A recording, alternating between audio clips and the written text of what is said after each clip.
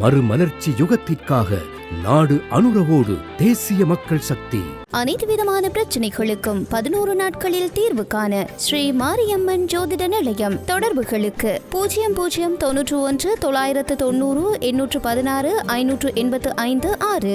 மஹிந்தவை படுகொலை செய்ய ஜேவிபி முயற்சி. மேடையில் உள்ள பல வேட்பாளர்கள் திருடர்கள். சந்திரிகா குற்றச்சாட்டு. தமிழ் பொது வேட்பாளரின் பிரச்சார நடவடிக்கைக்கு போலீசார் இடையூறு. வன்முறையை தூண்டிய மஹிந்த. மக்கள் ஆணையை மீறியுள்ள எம்பிக்கள். உயிர்த்த ஞாயிறு தாக்குதலின் விசாரணைகளில் திருப்தியில்லை. நாட்டை விட்டு வெளியேறப் போகும் 80 எம்பிக்கள். இரட்டிப்பாக்கப்படும் விவசாயிகளின் வருமானம். முன்னாள் ஜனாதிபதி மஹிந்த ராஜபக்சவை படுகொலை செய்ய தேசிய மக்கள் சக்தி சதித்திட்டம் தீட்டுவதாக ஸ்ரீலங்கா பொதுஜன பெரமுனவின் நாடாளுமன்ற உறுப்பினர் திஸ்ஸ குட்டியராச்சி தெரிவித்துள்ளார். தமது அரசாங்கத்தின் கீழ் உள்ள முன்னாள் ஜனாதிபதிகளின் குடியிருப்புகளையும் பாதுகாப்பையும் பறித்து இந்த சதி முன்னெடுக்கப்படுவதாக அவர் தெரிவித்துள்ளார். இந்த உண்மையை வெளிப்படுத்துமாறு அக்கட்சியின் தலைவர் அனுரகுமார் திஸ்ஸநாயக்கவிடம் கோரிக்கை விடுப்பதாக அவர் கூறினார். ஸ்ரீலங்கா பொதுஜன பெரமுனவின் ஜனாதிபதி வேட்பாளர் நாம ராஜபக்சவின் ஜனாதிபதி தேர்தல் பிரச்சார கூட்டத்தில் கலந்து கொண்டு உரையாற்றும் போதே அவர் மேற்கொண்டவாறு தெரிவித்துள்ளார். மேடையில் உள்ள வேட்பாளர்களில் பலர் திருடர்கள் என்று நிரூபிக்கப்பட்டவர்களுடன் தொடர்புடையவர்கள் என முன்னாள் ஜனாதிபதி சந்திரிகா பண்டாரநாயக்க குமாரதுங்க தெரிவித்துள்ளார். தனது வாக்குரிமையை பயன்படுத்துவதாகவும் ஆனால் எந்த வேட்பாளருக்கு வாக்களிக்க வேண்டும் என்பதை இன்னும் தீர்மானிக்கவில்லை எனவும் அவர் தெரிவித்துள்ளார். ஜனாதிபதியாக தெரிவு செய்யப்பட்டவருக்கும் முக்கிய பொறுப்பும் கடமையும் உண்டு. அனைத்து வேட்பாளர்களும் அழகான கொள்கை அறிக்கைகள் வெளியிட்டுள்ளனர். ஆனால் அதை எப்படி செயல்படுத்துவார்கள் என்று காத்திருக்கின்றேன். இந்த முன்மொழிவுகளை திருடர்கள் குழுவுடன் செயல்படுத்த முடியாது. மேடையில் உள்ள வேட்பாளர்களில் பலர் திருடர்கள் என்று நிரூபிக்கப்பட்டவர்களுடன் தொடர்புடையவர்கள். இப்படிப்பட்டவர்களை வைத்து எப்படி அரசு நடத்துவது என்பது எனக்கு புரியவில்லை. எனவே ஜனாதிபதி தேர்தலுக்கு முன்னோடியாக இருக்கும்போது எவரும் வேலை செய்யவோ அல்லது தனது ஆதரவை வழங்கவோ இல்லை. நடுநிலையாக இருக்க முடிவு செய்துள்ளதாகவும் கூறியுள்ளார். தேர்தலின் பின்னர் பொதுமக்கள் அமைதியான அறகலைய ஊடக தெரிவு செய்யப்பட்ட ஜனாதிபதிக்கு பொறுப்பு கூற வேண்டும் என்றும் நிறைவேற்று ஜனாதிபதி முறைமையை நீக்குதல் மற்றும் ஜனநாயக முறைமையை அமுல்படுத்துதல் உள்ளிட்ட பணிகளை மேற்கொள்ளுமாறு ஜனாதிபதியிடம் வலியுறுத்த வேண்டும். நிறைவேற்று அதிகாரம் கொண்ட ஜனாதிபதி முறைமையை ஒழித்தல், ஊழலுக்கு எதிரான செயல்பாடுகளை அமுல்படுத்துதல் மற்றும் கல்வித்துறை போன்றவற்றின் புதிதாக தெரிவு செய்யப்பட்ட ஜனாதிபதி கவனம் செலுத்த வேண்டும் என அவர் வலியுறுத்தியுள்ளார். அம்பாறை மாவட்டத்தில் தேர்தல் பிரச்சார நடவடிக்கையில் ஈடுபட்டிருந்த தமிழ் பொது வேட்பாளரின் பிரச்சார நடவடிக்கைக்கு போலீசாரால் எதிர்ப்பு வெளியிடப்பட்டுள்ளது. வடக்கு கிழக்கு தழுவிய ஜனாதிபதி தேர்தலுக்கான பிரச்சார நடவடிக்கையை தமிழ் பொது வேட்பாளர் அரியநேத்திரன் முன்னெடுத்து வரும் நிலையில் மட்டக்களப்பில் வைத்து இவ்வாறு எதிர்ப்பு வெளியிடப்பட்டுள்ளதாக கூறப்படுகின்றது. பிரச்சார நடவடிக்கையில் ஈடுபட்டிருந்தவர்களிடம் வேட்பாளரின் உத்தியோகபூர்வ வாகனம் தவிர்ந்த வேறு எந்த வாகனத்திலும் சுவரொட்டிகள் காட்சிப்படுத்தப்படக்கூடாது என போலீசார் கூறியிருக்கின்றனர். மேலும் பொது வேட்பாளருக்கு ஆதரவாக கட்சி சின்னம் காணப்பட்ட உடைகளை அணிந்திருந்த சிலருக்கு அவற்றை அணிந்து செல்ல வேண்டாம் என போலீசார் அச்சுறுத்தல் விடுக்கப்பட்டிருந்தது. மேலும் அவ்வாறு செய்தல் கைது செய்யப்படுவீர்கள் எனவும் கூறப்பட்டுள்ளது.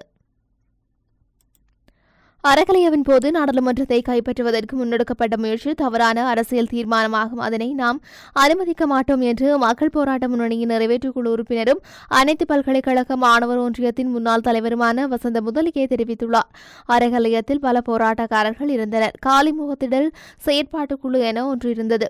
அக்குழுவே முடிவுகளை எடுத்தது. நாடாளுமன்றத்தை கைப்பற்றுவது தொடர்பில் இக்குழுவில் எந்தவொரு முடிவும் எடுக்கப்படவில்லை.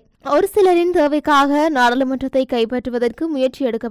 அது காலிமுகத்திடல் செயற்பாட்டு குழுவின் நடவடிக்கை அல்ல. அது அரசியல் ரீதியில் தவறானதொரு முடிவாகும். அது கூட்டு முடிவு இல்லை என்பதால் நாம் உடன்படவில்லை. வன்முறையை என்றும் நாம் எதிர்கொண்டோம். ஏப்ரல் 9 போராட்ட களத்துக்கு வந்தோம். மே 9 வரை எதுவும் நடக்கவில்லை. மஹிந்த ராஜபக்ச தரப்பு தான் வன்முறையை தூண்டியது. அதற்குத்தான் மக்கள் தரப்பிலிருந்து பதில் வழங்கப்பட்டது என்றார். மக்களின் ஆணையை மீறி கட்சியின் கட்டுக்கோப்பை உடைத்துக் கொண்டு வேறு கட்சிகளில் இணைந்தோரால் எந்த பாதிப்பும் ஏற்படாதென அகில இலங்கை மக்கள் காங்கிரஸ் தலைவரும் நாடாளுமன்ற உறுப்பினருமான ரிஷாட் பதேவுதீன் தெரிவித்துள்ளார். எமது கட்சியின் முன்னாள் உள்ளூராட்சி மன்ற உறுப்பினர்கள் ஒரு சிலரும் தவிசாளர் ஒருவரும் ரணில் விக்ரமசிங்கவுடன் இணைந்துள்ளனர்.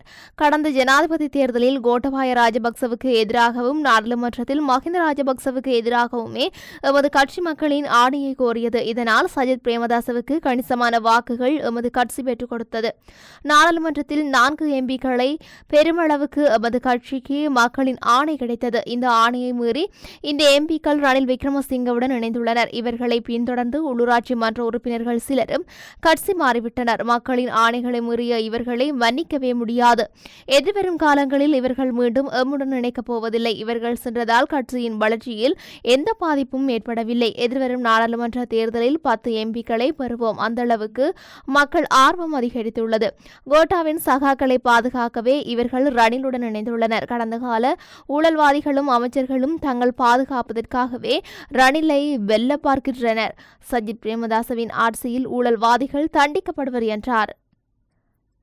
மனித உரிமைகள் பேரவையின் 57வது கூட்டத்தொடரில் இலங்கை தொடரான அறிக்கையை முன்வைத்து ஐநா மனித உரிமை ஆணையாளர் வோல்கர் டர்க் 2019 ஆண்டு இடம்பெற்ற உயிர்த்த ஞாயிறு தாக்குதல் தொடர்பான விசாரணையில் திருப்தியடைய முடியாது எனவும், உயிர்த்த ஞாயிறு தாக்குதலில் கடமைகளை மீறியதாக குற்றம் சாட்டப்பட்டவர்கள் உயர் பதவிகளுக்கு நியமிக்கப்பட்டுள்ளனர் எனவும் தெரிவித்துள்ளார். இலங்கை ஜனாதிபதி மற்றும் நாடாளுமன்ற தேர்தல்களுக்குள் பிரவேசிக்கும் வேளையில் புதிதாக தெரிவு செய்யப்பட்ட நிர்வாகம் பொறுப்புக்கூறல், நீதி மற்றும் நல்லிணக்கத்தை உறுதிப்படுத்துவதற்கு அர்ப்பணிப்புடன் செயல்பட வேண்டும். எதிர்வரும் தேர்தலுக்கு முன்னரோ அல்லது பின்னரோ அதிகாரத்தில் இருப்பவர்கள் கருத்து சுதந்திரம் மற்றும் அமைதியான முறையில் ஒன்று கூடுவதற்கான உரிமையை முழுமையாக பாதுகாக்க வேண்டும் என்றும் அவர் வலியுறுத்தியுள்ளார். பலரின் பொருளாதார நிலை தற்போது நிச்சயமற்ற நிலையில் உள்ளது என்றும், 2021 மற்றும் 2023க்கு இடையில் வறுமை விகிதம் இரட்டிப்பாகியுள்ளது. கல்வி அல்லது ஊட்டச்சத்தை விட அதிகமான குடும்பங்கள் உணவு அல்லது ஆரோக்கியத்தை தேர்ந்தெடுக்கும் நிலைக்கு தள்ளப்பட்டுள்ளதாக உயர்ஸ்தானிகர் இதன்போது சுட்டிக்காட்டினார். குறித்த பிறழ்வை சர்வதேச சமூகம் ஆதரிக்க வேண்டும் என்றும், உயிர்த்த ஞாயிறு குண்டுவெடிப்பு தொடர்பான குற்றவியல் விசாரணையில் அரசாங்கம் மட்டுப்படுத்தப்பட முன்னேற்றத்தையே அடைந்துள்ளதாகவும் மனித உரிமை ஆணையாளர் வோல்கர் டர்க் தெரிவித்துள்ளார். எதிர்வரும் ஜனாதிபதி தேர்தலுக்கு பின்னர் 80 முக்கிய அமைச்சர்கள் மற்றும் நாடாளுமன்ற உறுப்பினர்கள் நாட்டை விட்டு வெளியேற தயாராகி வருவதாக ஐக்கிய மக்கள் சக்தி பாராளுமன்ற உறுப்பினர் முஜிபுர் ரஹ்மான் தெரிவித்துள்ளார். ஜனாதிபதி ரணில் விக்ரமசிங்கவின் பேச்சாளராக செயல்பட்ட அமைச்சர்கள் மற்றும் முக்கிய நபர்கள் நாட்டை விட்டு வெளியேற உள்ளதாக கூறிய அவர், ரணில் விக்ரமசிங்கவின் உண்மைத்தன்மையை அவர்கள் உணர்ந்துள்ளதாக தகவல்கள் வெளியாகியுள்ளன. தாம் ஸ்ரீலங்கா பொதுஜன பெரமுனவை இழந்துவிட்டதாகவும், ஜனாதிபதியுடன் தொடர முடியாது என்பதை உணர்ந்து தற்போது குறுக்கு வழியில் நிற்கின்றார்கள் என்றும் தமது செயற்பாடுகளுக்காக வருந்துகின்ற சிலர் உணர்ந்துள்ளனர். இவர்களில் சுமார் 80 பேர் ஏற்கனவே விசாவை பெற்றுக் கொண்டுள்ளதாக தெரிவித்த அவர், ரணில் விக்ரமசிங்கவின் பாதுகாவலர் இல்லை என்பது தங்களுக்கு தெளிவாக தெரிந்துள்ளதாகவும் தெரிவித்தார். தேசிய மக்கள் சக்தியின் வேட்பாளர் அனுரகுமார் திசாநாயக்கவின் வெற்றிக்காக செயற்படுவதற்கு மாத்திரமே ஜனாதிபதி அவர்களை பயன்படுத்துகின்றார் என்பதையும் குழு உணர்ந்துள்ளதாக மேலும் தெரிவித்துள்ளார். 2 பருவங்களுக்குள் விவசாயிகளின் வருமானத்தை உயர்த்தி விவசாய தொழில்முனைவோரை உருவாக்கும் நடைமுறை வேலைத்திட்டம் தனது மூலோபாய திட்டத்தில் உள்ளடக்கப்பட்டுள்ளதாக ஜனாதிபதி வேட்பாளர் திலித் ஜெயவீர குறிப்பிட்டுள்ளார். திலித் கமகட தொகுதியில் கூட்டத்தின் மற்றொரு பொதுக்கூட்டம் கந்தலாயில் ஜனாதிபதி வேட்பாளரான தொழிலதிபர் திலித் ஜெயவீர தலைமையில் நடைபெற்றது. அதன்போது திலித் ஜெயவீர, இந்த நாட்டு மக்களின் விவசாய வாழ்க்கையை எப்படி மாற்றுவது என்பதை நாங்கள் சுட்டிக்காட்டியுள்ளோம். பாரம்பரிய விவசாயிக்கு பதிலாக விவசாய தொழில்முனைவோரை எப்படி உருவாக்குவது என்பதை நாங்கள் தெளிவாக காட்டியுள்ளோம். 2 பருவங்களுக்குள் உங்கள் வருமானம் இரட்டிப்பாகும் என்பதால் என்னால் பொறுப்புடன் சொல்ல முடியும். அது எப்படி என்பது எங்கள் மூலோபாய திட்டத்தில் குறிப்பிடப்பட்டுள்ளது என தெரிவித்துள்ளார்.